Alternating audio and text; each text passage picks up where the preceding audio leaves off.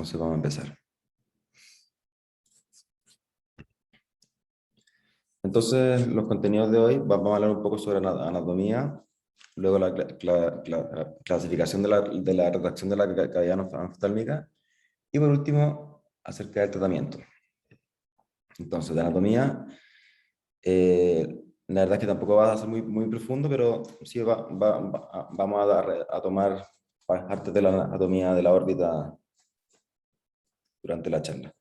Entonces, generalidades. La órbita es una cavidad piriforme, es decir, con forma de pera. Alberga gran variedad de estructuras. En los adultos tiene un volumen de 30 cc más o menos, aproximadamente. Está compuesta por 7 huesos. Es un espacio cerrado con una amplia abertura anterior y tiene conductos, fisuras y orificios que la comunican con espacios extraorbitarios. Entonces hay una foto de la órbita y los huesos que la conforman, partiendo por el hueso frontal, luego el efenoide con su ala menor y mayor, el hueso cigomático, hueso maxilar, el proceso del palatino, que está acá, el hueso etmoides y el hueso lagrimal. Esos son los 7 huesos que la conforman.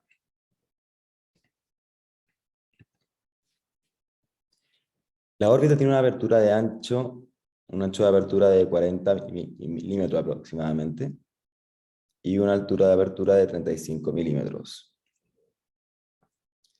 La longitud del segmento orbitario del nervio óptico va de 25 a 30 milímetros, y la longitud de la pared medial de la órbita va de 40 a 45 milímetros. Entonces ahora vamos viendo por regiones las divisiones de cómo se conforma la órbita. El techo de la órbita, o la pared superior de la órbita, está compuesta por la porción orbitaria del hueso frontal y también la contribución del ala menor del efenoide. Lo que hace esta región es separar los contenidos orbitarios del cerebro. Tiene una zona anteromedial donde se encuentra la fosita troclear, que es donde se inserta la polea a través de la cual se refleja el músculo oblicuo superior. Una zona anterolateral, donde se encuentra la fosa lagrimal, o de presión lagrimal, que es la región donde, donde va a estar la porción orbitaria de la glándula lagrimal. Y también tiene el foramen supraorbitario, que es lo que vemos por aquí, que es donde por donde van a transitar los vasos supraorbitarios y la rama supraorbitaria del nervio frontal, ubicada adyacente a la fosa craneal anterior y el seno frontal. La pared medial de la órbita está compuesta por 4 huesos: el hueso maxilar, el lagrimal, el etmoides y el efenoides. La mayor parte de la pared orbitaria medial va a depender del hueso etmoides, el que está aquí, que en esta región se caracteriza por la presencia de las celdillas etmoidales. En la unión entre el techo de la órbita y su pared medial se observan los agujeros etmoidales anteriores y posteriores, son los dos que están aquí. A través de estos orificios van a ir los vasos y los nervios etmoidales anteriores y posteriores.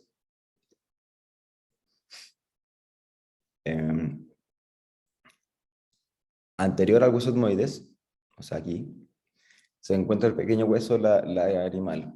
La porción más anterior de la pared orbitaria medial se completa con la apófisis frontal del hueso maxilar, o sea, aquí.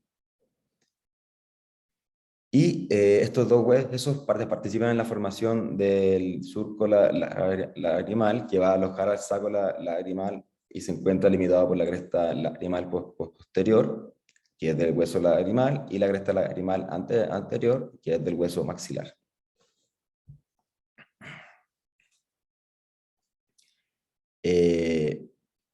Las paredes más delgadas de la órbita son la lámina papirácea, que se encuentra entre la órbita y los senos etmoidales y se extiende a lo largo de la pared medial y el hueso maxilar. estos son los huesos que se fracturan con más frecuencia como resultado de fracturas indirectas o por reventón. Y también las infecciones de los senos etmoidales se pueden extender a través de la lámina papirácea muy fácilmente y pueden causar celulitis y proptosis orbitaria. Entonces la lámina papirácea va por aquí, por dentro, entre las endillas etmoidales y el hueso. La pared lateral de la órbita está formada por el hueso cigomático y por el ala mayor del efenoides. Dentro del oído importante se encuentra el tubérculo orbitario de Whitnall, en el que se inserta el ligamento palpebral externo de la fibra del músculo orbicular y el alerón ligamentario del músculo recto externo. Este tubérculo orbitario de Whitnall tiene múltiples inserciones, incluido el tendón cantal lateral, el cuerno lateral de la aponeurosis del elevador, el ligamento de control del recto lateral, y el ligamento de Lockwood, y el ligamento de Whitnall, como dice su nombre. Esto ya lo repasamos la semana pasada, no, hace dos semanas ya en la charla de párpados, los ligamentos. Así que vamos a seguir con esto. El piso de la órbita se compone mayoritariamente por el hueso maxilar, el hueso palatino y la placa orbitaria del cigomático. Esta forma el techo del seno maxilar.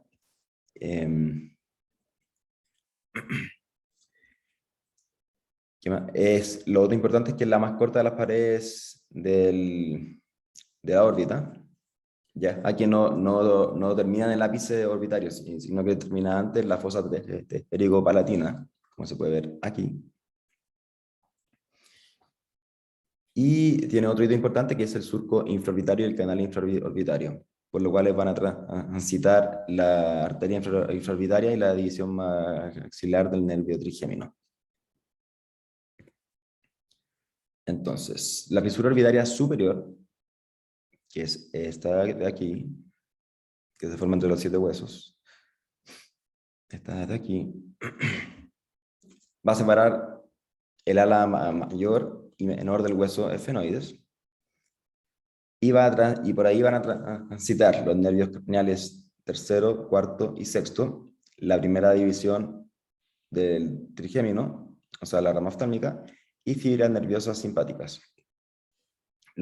Otra cosa importante es que la mayor parte del drenaje venoso de la órbita pasa a través de esta fisura, a través de la vena oftálmica, hasta el seno cavernoso.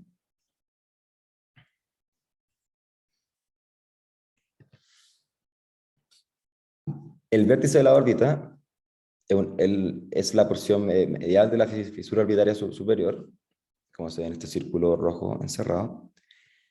El vértice lo van a atravesar nervios motores del ojo y la vena oftálmica, y en esta región es donde se inserta el anillo de Zinn, entre la ala mayor y menor del efenoides. Entonces, ¿qué es el anillo de Zinn? El anillo de Zinn es un engrosamiento fibroso formado por la fusión de la piel aracnoides, la piel madre y la aracnoides. El sitio de unión de los músculos extraoculares, excepto el músculo oblicuo inferior, pero de todo el resto sí. Este anillo lo van a atravesar la rama superior e inferior del lóbulo motor, el sexto par, la vena oftálmica media, el nervio nasociliar y la raíz simpática del ganglio oftálmico. Esas son las estructuras que van a atravesar el anillo de Zinn.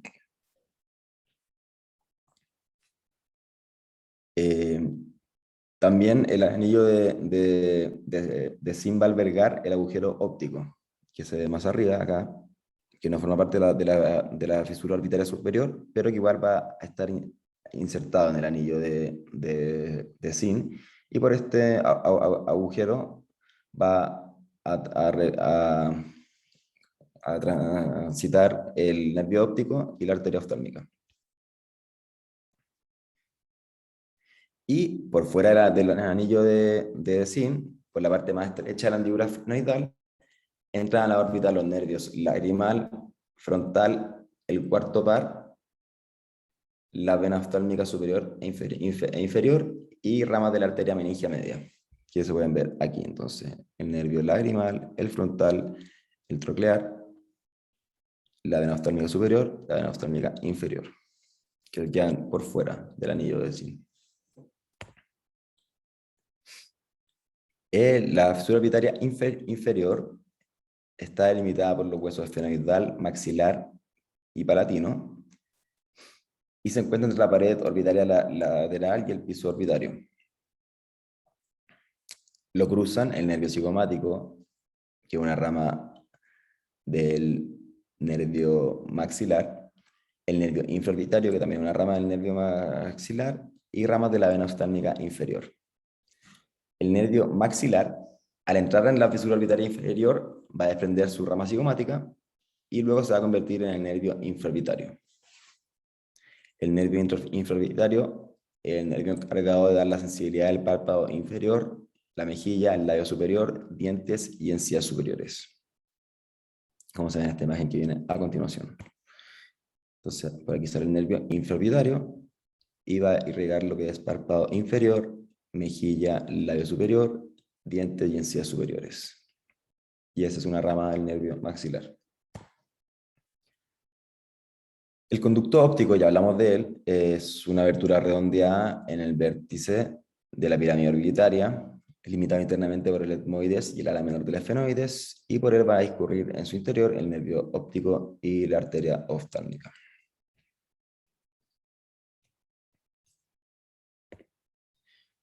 La periórbita es el periósteo que reviste los huesos que conforman la órbita. Se continúa con el periósteo de la superficie externa del cráneo. Esta periórbita envía extensiones hacia los párpados formando el tabique orbitario y la región posterior se hace más densa alrededor del conducto óptico formando el anillo de zinc, que ya hablamos de él.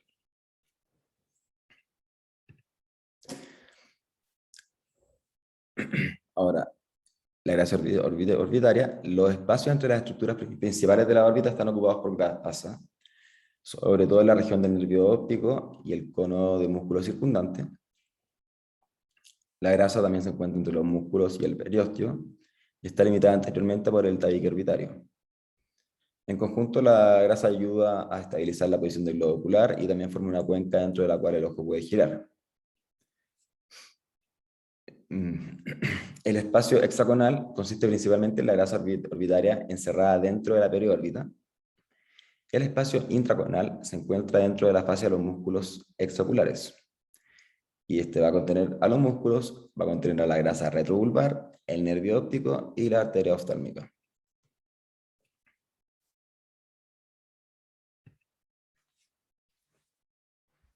Los músculos de la motilidad ocular o músculos extraoculares son 6, los encargados de regular los movimientos del ojo, los músculos rectos y los oblicuos. Los 4 músculos rectos se originan en la porción posterior de la órbita, en el anillo de zinc. El músculo oblicuo superior se origina superior al anillo de zinc y se inserta en la cara superior lateral del globo. Y el músculo oblicuo inferior se origina inferior y lateral a la fosa del saco lagrimal y se inserta en la superficie infero-posterior del globo ocular.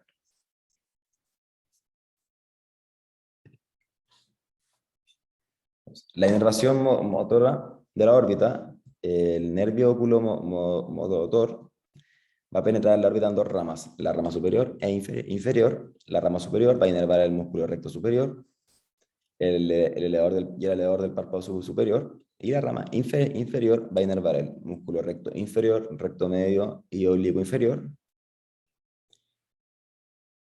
La otra cosa importante es que en la división inferior van a transcurrir fibras parasimpáticas provenientes del núcleo de Edinger-Westphal, las cuales van a hacer sinapsis en el ganglio ciliar y van a tener su función en el cuerpo ciliar y el esfínter del ibis.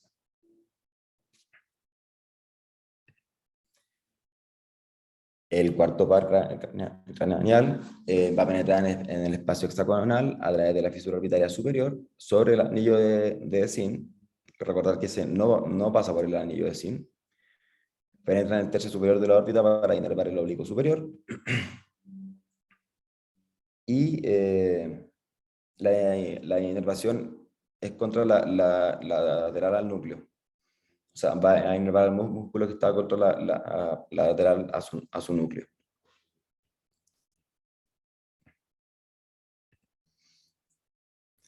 Y el sexto par penetra en el espacio intraconal a través de la fisura orbitaria superior y el anillo de Zinc, y el nervio discurre en sentido lateral para inervar al recto lateral. Acá hay una imagen con todos los nervios motores.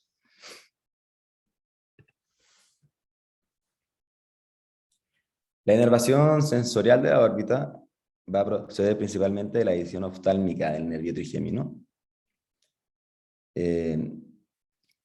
Y ya que si bien la división maxilar inerva la parte de la órbita inferior, la división oftálmica es la que finalmente va a inervar todo el resto de estructuras de la órbita.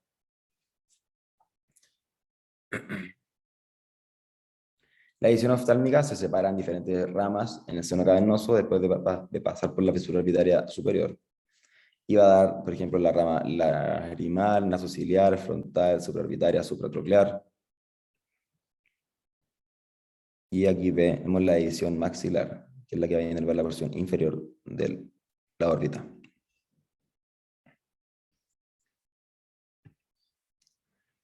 La irrigación de la órbita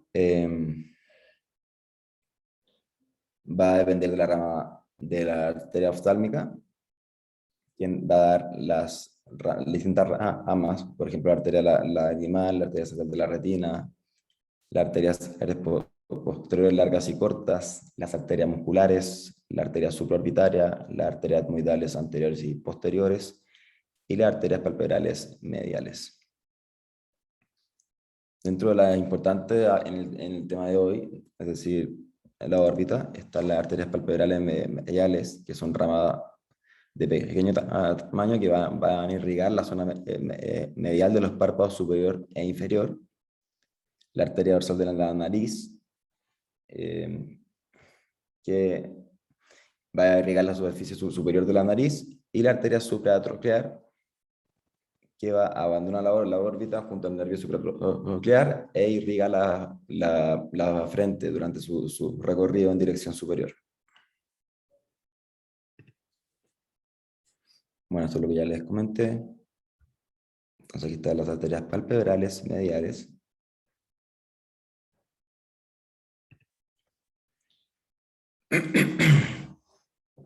Y el drenaje de no solo órbita, principalmente va a ser por la vena oftálmica superior y la vena oftálmica inferior.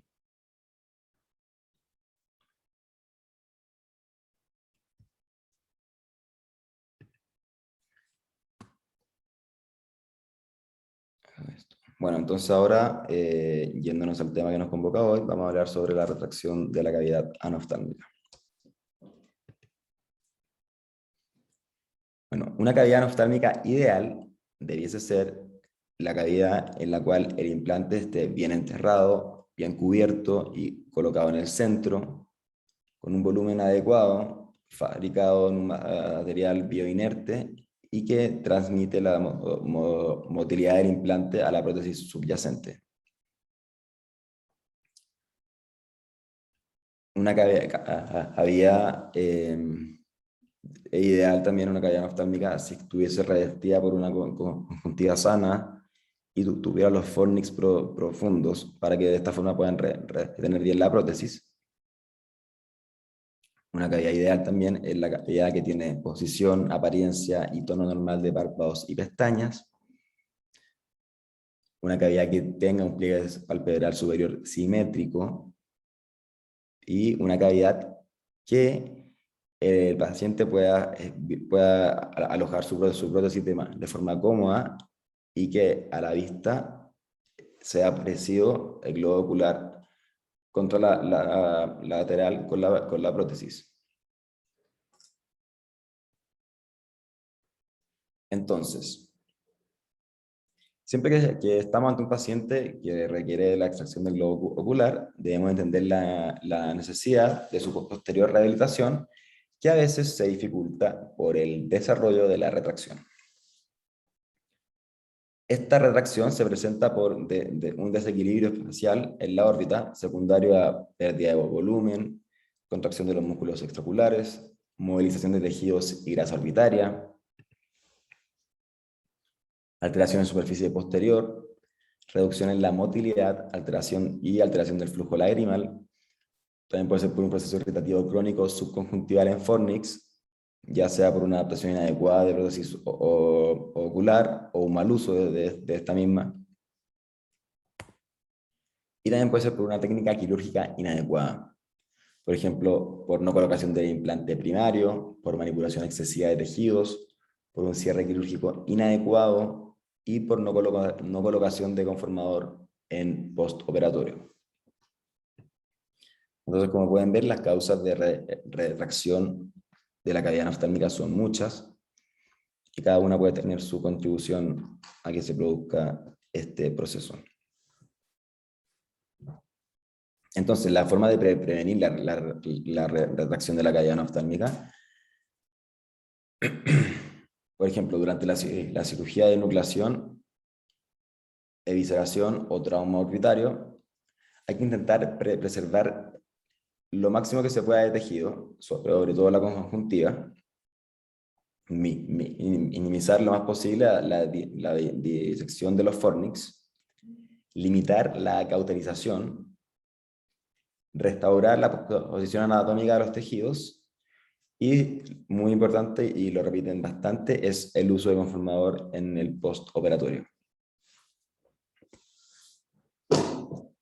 Entonces, la clasificación de la retracción, saqué la que está en la página de la Asociación Colombiana de Oculoplástica.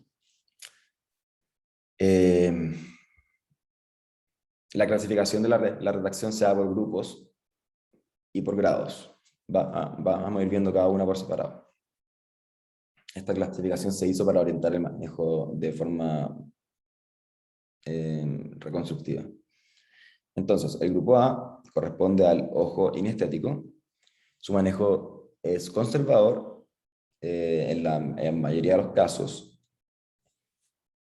Y la rehabilitación puede ser a través de lente como protésico, tatuaje corneal o concha escleral.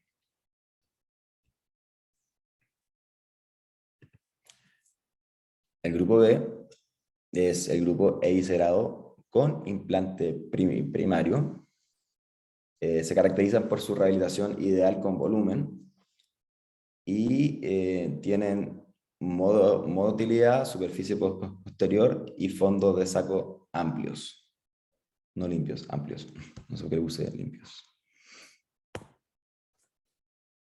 El grupo C es el grupo enucleado con implante primario. Su rehabilitación ideal también es con volumen y tienen motilidad, superficie posterior y amplitud de sacos óptima. El grupo D es el grupo enucleado o eviscerado sin colocación de implante primario. Su superficie posterior es irregular. Se caracterizan por ausencia de motilidad, fondos de saco rasos y enoftalmos. Y generalmente van a presentar una tosis palpebral secundaria con acúmulo de secreciones. Por último, el grupo E es el grupo de microoftalmos y anoftalmos congénitos. La severidad varía de caso a caso. Generalmente son cavidades pequeñas, con órbitas reducidas y tienen escasa fibrosis. Ahora vamos a ver lo que serían los grados de retracción. Ya vimos los grupos, ahora cada grupo se clasifica según su grado. Entonces, el grado de retracción 1 va a originar unos fondos de saco amplios con depresión del surco palpebral superior, secreción abundante, las prótesis pueden ser voluminosas y tienen la aptitud del párpado inferior, como se ve en esta imagen. Tiene fondos de saco amplios. El párpado inferior puede tener cierto grado de laxitud, y eso. El grado 2 tiene un fondo de saco inferior estrecho, como se ve en esta imagen claramente. Tiene depresión del surco palpebral, que no se alcanza a ver. Las prótesis están en hipertrofia y tiene un arqueamiento del párpado inferior. El grado 3 va a tener retracción de fondo de saco superior e inferior. Generalmente son usuarios de prótesis pequeñas e inmóviles y también cursan con lagoftalmos. El grado 4 se caracteriza por un proceso de retracción generalizado. Se forman unos nichos que imposibilitan el uso de prótesis y suele ser frecuente el antecedente de irradiación, quemadura o trauma severo en estos casos. Entonces vamos a hablar sobre el tratamiento de las retracciones de la cavidad anoftálmica. La meta del tratamiento, la verdad, antes de todo, comenzar que no existe una técnica quirúrgica única para el tratamiento de la cavidad retraída, especialmente en casos avanzados. El manejo de cada caso debe ser individualizado para corregir el problema específico de retracción. Y si bien la clasificación de retracción ha sido históricamente compleja, generalmente la dividen de manera simple en casos de retracción leve, moderada y severa. Y la meta del tratamiento van a ser identificar en lo posible y tratar de corregir la causa, permitir al paciente un uso cómodo de su prótesis, lograr la mejor movilidad posible para el caso y ojalá obtener un resultado cosmético aceptable. La retracción del fornix inferior suele ser mayor que la del superior. Las técnicas de reconstrucción de ambos fornix son similares. El fornix superior poco profundo puede retener la prótesis en su posición, pero sí el precio que tiene que pagar ahí es que los pacientes generalmente tienen lagoftalmos y la pérdida moderada de profundidad del fornix inferior va a producir la rotación anterior de la porción inferior de la prótesis y esto generará una fácil extrusión de la misma. En caso de contracción o pérdida significativa de conjuntiva, se requerirá un injerto. En los casos de pérdida leve de conjuntiva, el injerto que más se utiliza es la membrana amniótica, y en los casos de pérdida conjuntiva moderada, se recomienda el uso de injerto de membrana mucosa labial. Otros tejidos donde se puede sacar injertos son los injertos dermograso, injertos de piel o flaps libre de antebrazo. El injerto de piel no es el ideal, ya que carecen de lubricación, tiene una superficie áspera, contiene glándulas sebáceas, ecrinas y apocrinas, las cuales van a contribuir que el injerto tenga un mal olor y haya un aumento de la secreción en la cavidad.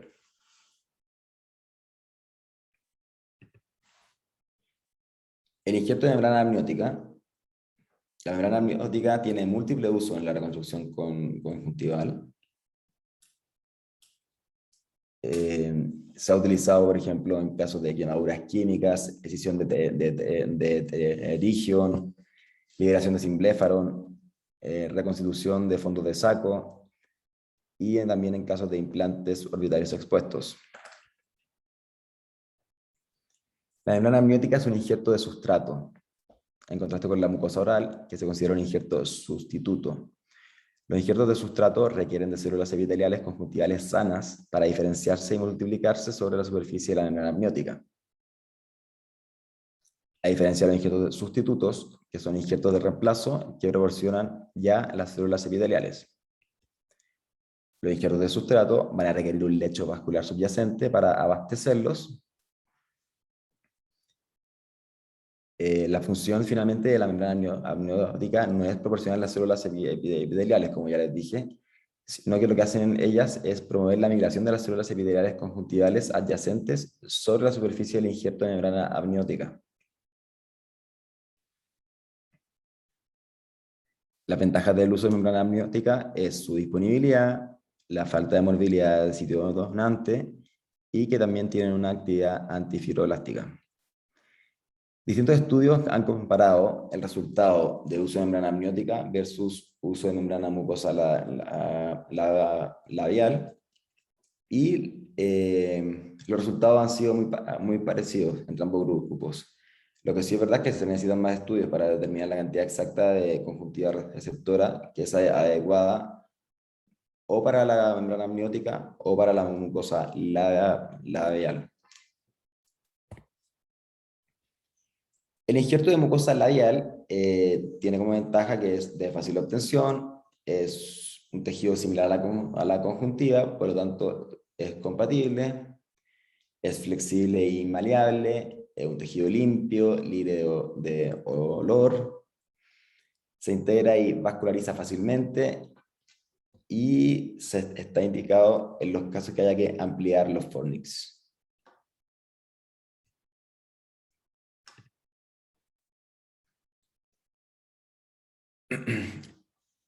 En los casos de injerto de mucosa labial, se debería optar por injertos de espesor parcial, no total, que van de 0.4 a 0.6 milímetros. Se prefiere la mucosa oral de la zona bucal o la parte de la membrana mucosa del labio inferior, el cual se puede obtener a mano alzada o con un dermatómo. El más común de esta zona es el dermatómo de Castro Viejo, que es el que está aquí.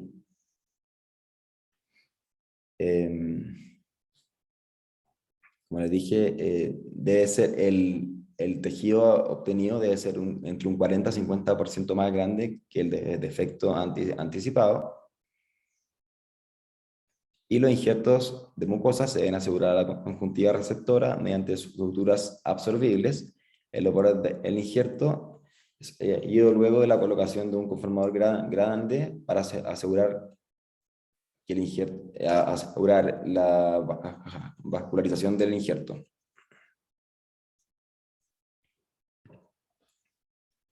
Entonces, ¿cómo se hace la toma de la mucosa labial? El sitio donante preferido es la cara posterior del labio sobre el frenillo. Se debe hacer la medida y demarcación de la zona donante. Hay que hacer una incisión y liberación con radiofrecuencia Hellman. Se debe suturar la zona cruenta y se debe hacer un tallado e hipercorrección del injerto. Esto de la hipercorrección del injerto es seccionarlo en dos mitades y luego suturar ambas mitades para generar así un aumento de la capacidad de corrección. En un video más adelante lo van a ver, que es eso. Una vez que ya tenemos nuestro injerto, entonces viene la parte de la ampliación de los fornix.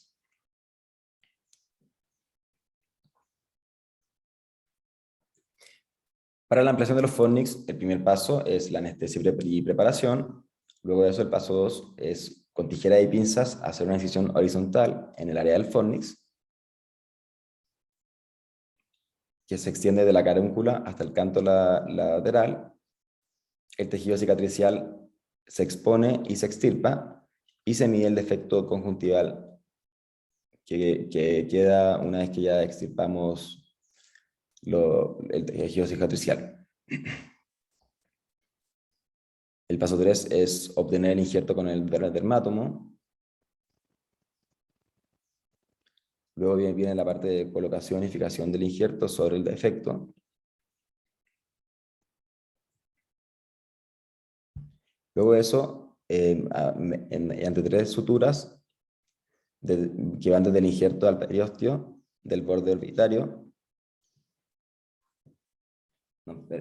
Una vez que ya colocamos el injerto y lo fijamos sobre el defecto, Se van a pasar tres suturas para, de esta forma, aplicar presión contra el injerto en donde se crea el fornix.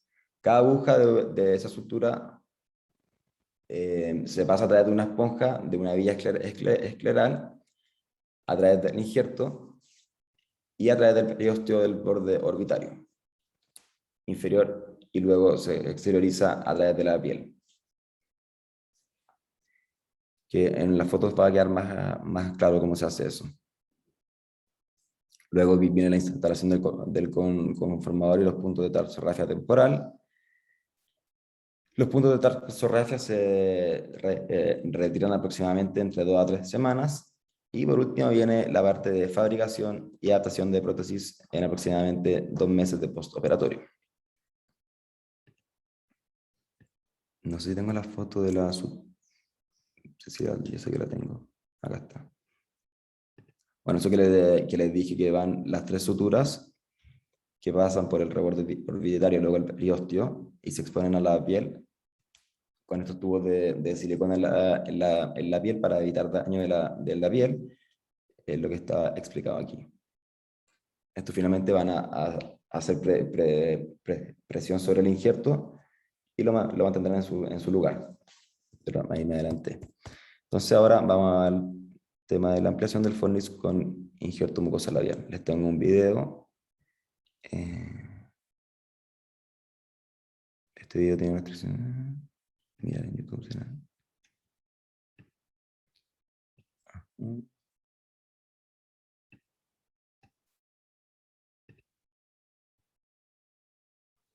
Entonces este es el video de reconstrucción del fornix con mucosa labial. Y también en este caso le hace un injerto de paladar.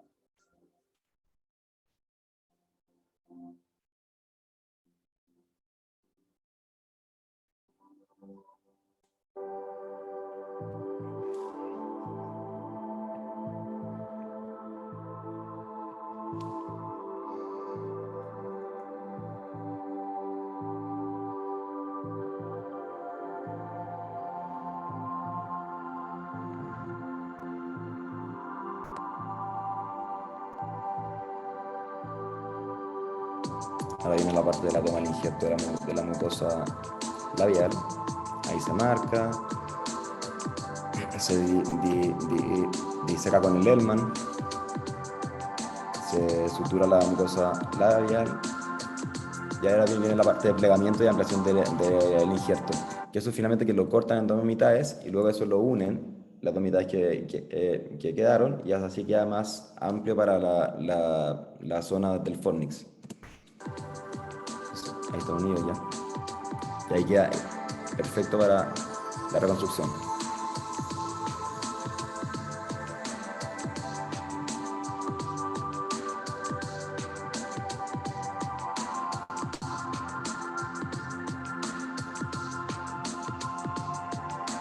Entonces ahí se le pone una barrera de silicón, que es la que va a mantener la presión sobre el injerto y que no se mueva de su lugar. Y luego eso es donde se pasan esos puntos, la sutura en U, que van del periósteo y se exteriorizan en la piel y salen en estos cabos de acá. Ahí se veían eso. Y lo más importante al final es el conformador y los puntos de tarsorrafia.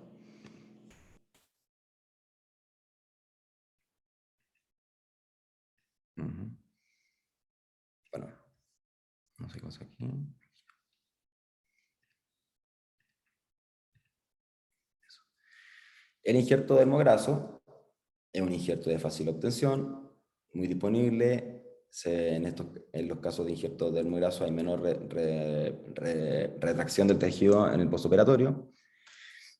Amplían parcialmente el fornix, regulariza el polo posterior, sobre todo, y está indicado en caso de pérdida de volumen de la cavidad orbitaria.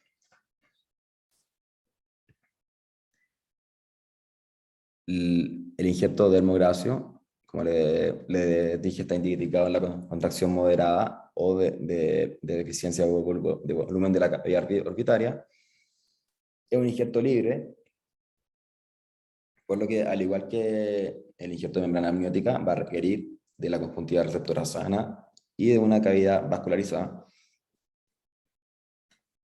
Luego de que uno hace la colocación del injerto dermograso, se debe insertar el conformador más grande que se pueda y se hace la tarsorrafia la lateral para dejarla ahí por 2 a 3 semanas.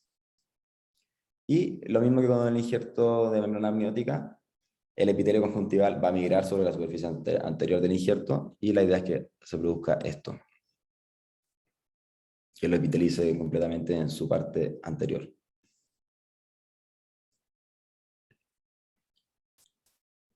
Entonces, la toma del injerto del dermograso, hay que elegir el sitio del donante. Luego que ya elegimos el sitio del donante, se hace una buena desepitelización de la zona.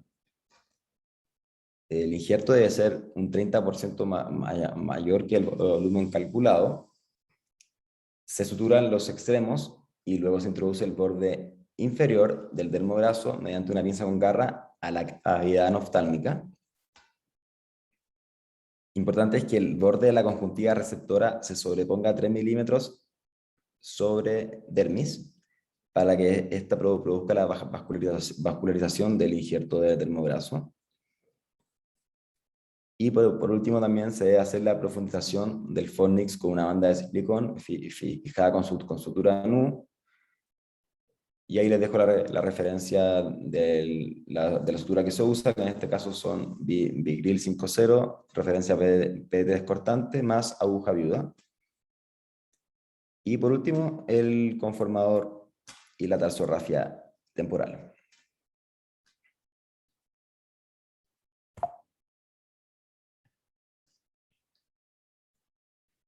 El método de obtención del injerto y instalación del mismo es igual el paso 1, anestesia y preparación. También el paso 1 viene la parte de elección de la zona donante, que puede ser en glúteo, cadera, abdomen, brazo. Anestesia de la zona donante. Luego con tijera y pinza se hace una incisión horizontal en el área del fornix a través de la conjuntiva, que se va a extender a lo ancho de la cavidad. Se quita y se extirpa el tejido cicatricial. Se mide el área de efecto conjuntival y se estima el volumen necesario. Ahora se realiza la extracción del injerto con la hemostasia y cierre de la herida que se produce al realizar la extracción.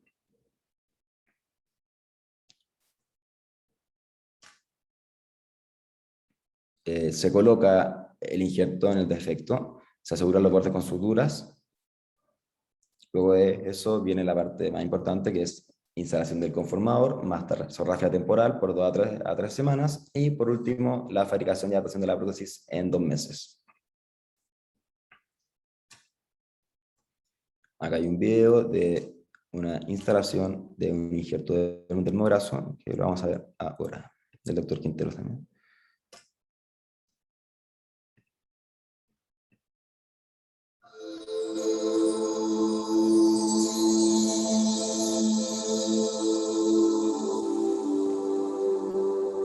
Entonces ahí están liberando todas las adherencias y tejido cicatricial con el Elman.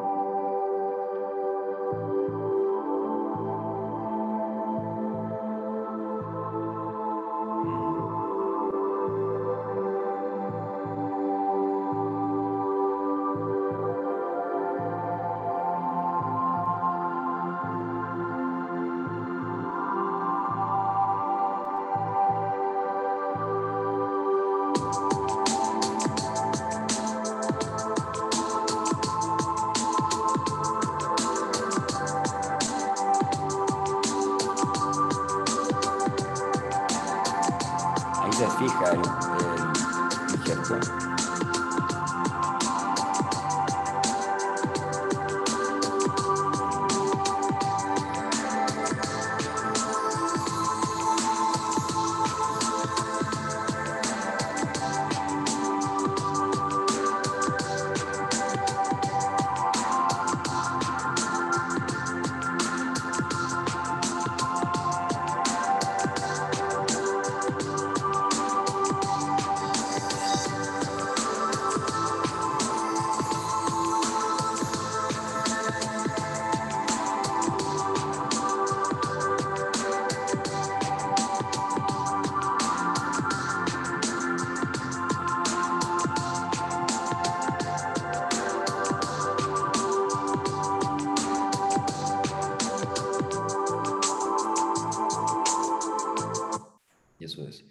Entonces, recordarles que el injerto dermograso se puede utilizar en retracción de los fornix, pero está indicado sobre todo en la ampliación del volumen de la vía orbitaria y, se me fue la palabra, en la reestructuración del segmento posterior de la vía orbitaria.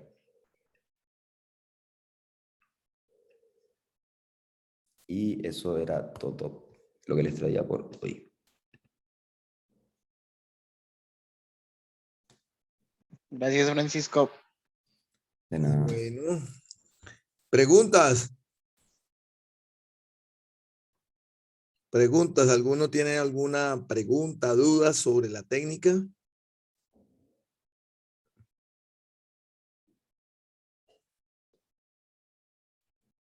Es importante cuando van a afrontar pacientes con cavidades anoftálmicas, lo que Francisco ahí les indicó. Entonces tenemos varios factores importantes. Simplemente el paciente que rehabilitamos y queda bien, un paciente que la prótesis se le acomoda fácilmente y que estéticamente mejora muchísimo y se recupera socialmente. Los pacientes que pierden un ojo son pacientes que se traumatizan y van a requerir de mucho apoyo, tanto familiar como profesional. Entonces, tener en cuenta eso. No todos los pacientes manejan fácilmente esta pérdida, que es muy, muy difícil de afrontar porque es una desfiguración facial. Entonces, ustedes tienen el paciente que se rehabilita y va muy bien, y va a depender mucho de la causa que lleva a que este paciente pierda el ojo. Si ustedes tienen un paciente que tiene un glaucoma absoluto, doloroso y hay que retirar el globo ocular, pues ustedes están retirando un globo ocular en las mejores condiciones posibles, porque retiran el ojo, hacen una evisceración o una enucleación, lo que ustedes deseen, y después rehabilitan al paciente con una prótesis. Pero es que tenemos pacientes los cuales pueden llevar a cabo un proceso de retracción, que fue lo que quisimos hablar un poco hoy sobre lo que es la retracción palpebral. Cuando hablamos de retracción, hablamos de que hay una cicatrización anormal de los fornix. Estos pacientes empiezan a sufrir porque la prótesis se les sale, la prótesis queda mirando para arriba o para abajo, o se rota fácilmente, o parpadean, está en una invitación y la prótesis les sale. Entonces empiezan a traumatizarse. Entonces, ¿qué buscamos con estos pacientes? Evaluarlos, y la primera opción que ustedes deben de tener antes de empezar en cirugía es mirar la prótesis. A veces uno no mira la prótesis y el problema está en la prótesis, una prótesis deteriorada, una prótesis con márgenes irregulares, un acrílico deteriorado, gente que nunca viene un control de la prótesis. Las prótesis hay que decirle a los pacientes que cada 6 meses hay que darles mantenimiento a las prótesis para que se mantengan en buen estado, pulirlas. Eso en unas felpas a alta velocidad, uno las mantiene en óptimas condiciones. Entonces, cuando la prótesis genera el proceso retráctil, ustedes empiezan a recibir al paciente que viene cada 2 meses porque está haciendo procesos de conjuntivitis. Y si ustedes voltean el tarso, van a encontrar probablemente una conjuntivitis papilar gigante que les está hablando de que el problema está en la prótesis y que hay que empezar a pensar en cambiar la prótesis, hacer mantenimiento de prótesis, quitarle esa prótesis, colocarle un conformador. Nunca dejar a estos pacientes sin el conformador puesto.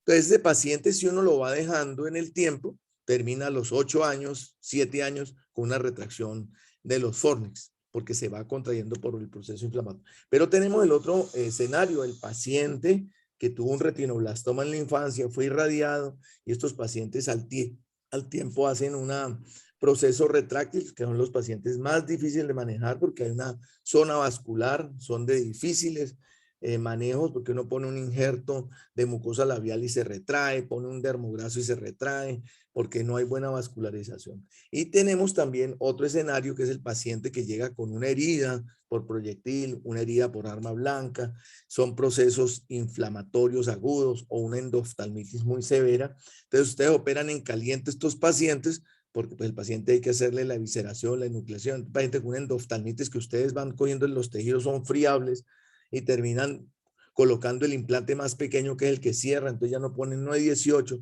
sino que ponen un implante de 14, entonces ya hay pérdida de volumen. Entonces, en la historia de esto es que ustedes tienen que mirar para atrás por qué el paciente llegó a la retracción palpeoral de los fornix. Entonces, esta retracción de los fornix la vamos ya a manejar con diferentes tipos de injertos. En algunos casos se puede usar la misma mucosa de la cavidad, la cual se desplaza, pero son retracciones leves en los fornos inferiores.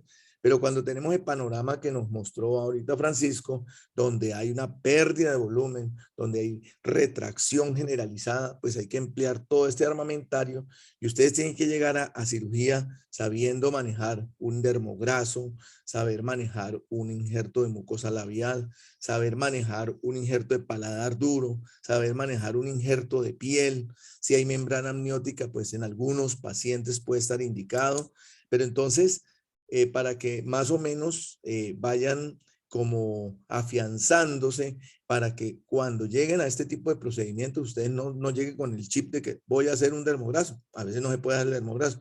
Voy a hacer una membrana amniótica o un injerto de mucosa labial. A veces no hay mucosa labial porque el paciente ya tiene 2, 3 procedimientos previos y termina usted que pensar en usar piel.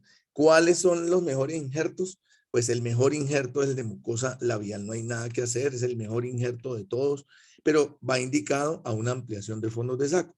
Y el injerto, como decía Francisco, cuando estamos hablando de que queremos recuperar volumen y ampliar simultáneamente, es el dermograso. Entonces, solamente quería contarles eso. En la técnica quirúrgica, pues ojalá haya oportunidad que alguno entre a cirugía para que vean que es una cirugía dispendiosa, donde tiene ciertos pasos importantes que hay que cumplir para tener un buen resultado con los pacientes.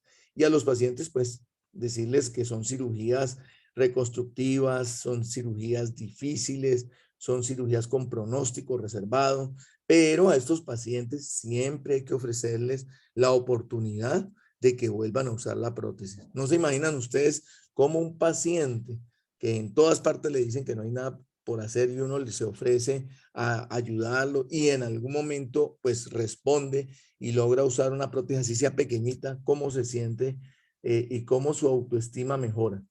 Entonces, pues eso es lo que le queríamos contar y compartir hoy. ¿Algún comentario? Bueno. Pero igual, o sea, yo para finalizar, la verdad es que es un tema muy complejo. Y aparte de lo difícil es que uno sabe que a medida que más cirugía le va haciendo la cavidad es peor aún porque se contrae más en algunos casos. Entonces, finalmente termina siendo como los pacientes que nadie quiere ver. Sí, así es. Hoy empezamos la consulta con un paciente dificilísimo que hicimos la semana pasada y expulsó la prótesis. Ahorita va a ser nuestro primer paciente hoy lunes. Ajá. Bueno, entonces nos vemos en consulta ahora y feliz semana para todos. Listo. Gracias, Doc. Gracias, Francisco. Gracias. Gracias, Gracias. Doc, gracias, Feliz día. Francisco. Buena semana para todos.